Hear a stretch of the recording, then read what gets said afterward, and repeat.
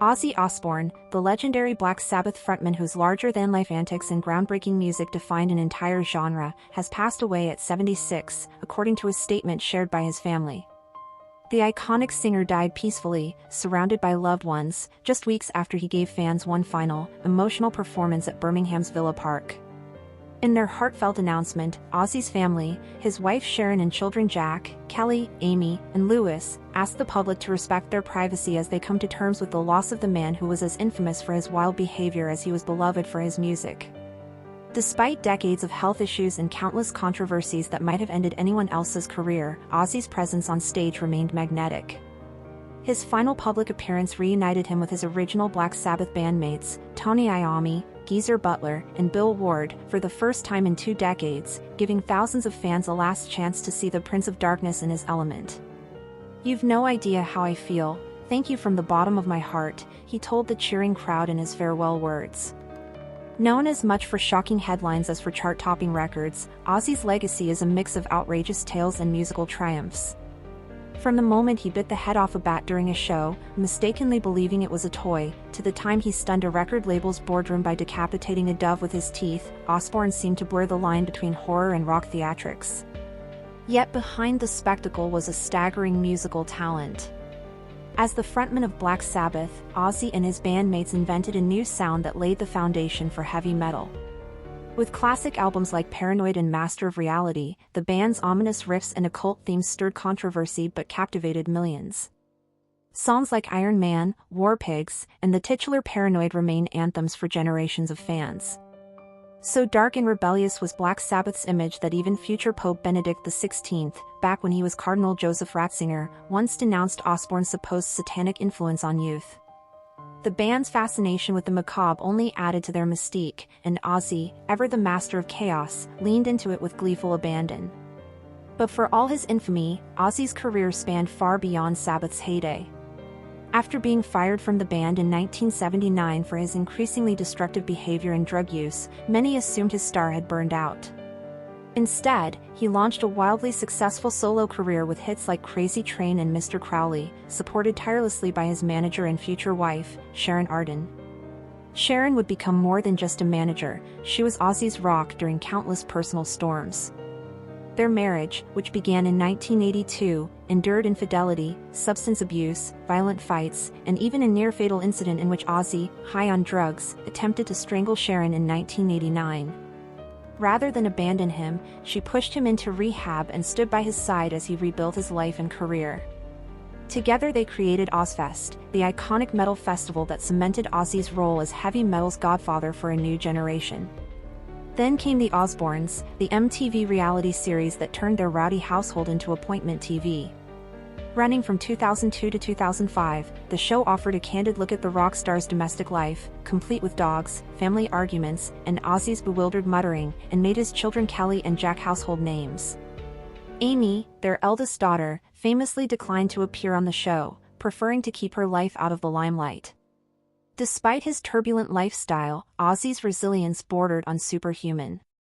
He survived countless brushes with death, a near-fatal ATV crash in 2003, rabies shots after the bat incident, multiple surgeries, and decades of addiction that left him with lasting health challenges.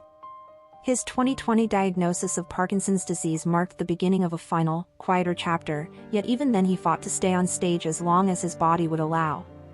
Born John Michael Osbourne in Birmingham on December 3, 1948, Ozzy came from humble, sometimes painful beginnings. Raised in a cramped 2-bedroom home with 3 sisters and 2 brothers, he endured poverty and parental fights over money. Worse still, as a child, he was sexually assaulted by older bullies, a trauma he carried for life and was candid about later, determined his own children would never bear hidden burdens in silence. School was hardly a sanctuary for the restless boy. Suffering from ADHD and dyslexia, Ozzy found academics insufferable. Instead, music caught his imagination. He performed in school productions and, by his late teens, formed his first band, Rare Breed, with bassist Geezer Butler. That group soon dissolved, but Ozzy and Geezer joined forces with Tony Iommi and Bill Ward to create the band that would change music forever, Black Sabbath. The band's haunting self-titled debut album, with its tolling church bell intro, introduced a new sound to the world, grim, thunderous, and hypnotic. Their success was immediate, but so too were the excesses that would haunt them. The relentless touring and hard partying drove Ozzy deeper into substance abuse, and eventually his bandmates decided they had no choice but to let him go. Instead of disappearing into rock's graveyard of burnout stars, Ozzy found new life. With Sharon's guidance, his solo work flourished.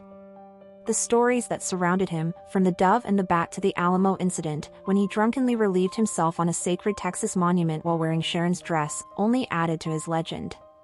Even as age and illness took their toll, Ozzy never fully retreated from the limelight. He continued recording, releasing his 2020 album Ordinary Man and making occasional appearances despite his declining mobility. His final years were marked by repeated surgeries, including major spinal operations, and he often spoke candidly about his struggles with pain and fear of the end. Yet through every scandal, every near-death episode, and every tabloid headline, Ozzy Osbourne remained a singular figure, the ultimate survivor in an industry that devours its icons. He openly credited Sharon for being the force that kept him alive, both literally and creatively. Without her, he once admitted, he would have died long ago. Tributes have poured in from the music world and beyond. Metallica shared a moving photo with Ozzy and a broken heart emoji. Whitesnake's David Coverdale offered condolences to the family and fans, while John Lennon's son Sean Lennon called Ozzy one of the greatest of all time. Even unlikely celebrities like X Factor's Jed Ward and comedian Lee Francis shared heartfelt messages, showing how broad Ozzy's cultural reach truly was. Ozzy Osbourne's life was a roller coaster of darkness and redemption, chaos and triumph. He was the Prince of Darkness who made the world laugh, gasp, and bang their heads in unison. And though he once joked that his tombstone would only remember him as the man who bit the head off a bat, his legacy runs far deeper than a single stunt. He leaves behind a family that loved him, fans who worshipped him, and a catalog of music that will thunder on for generations. For those who ever felt like misfits, Ozzy's music offered an anthem of rebellion and survival. For his family, he was a husband and father who, despite every mistake, loved them fiercely. And for himself, he was the boy from Birmingham who defied all odds, again and again. As the final note fades, his legacy is secure, an immortal riff that changed rock forever. Farewell, Ozzy.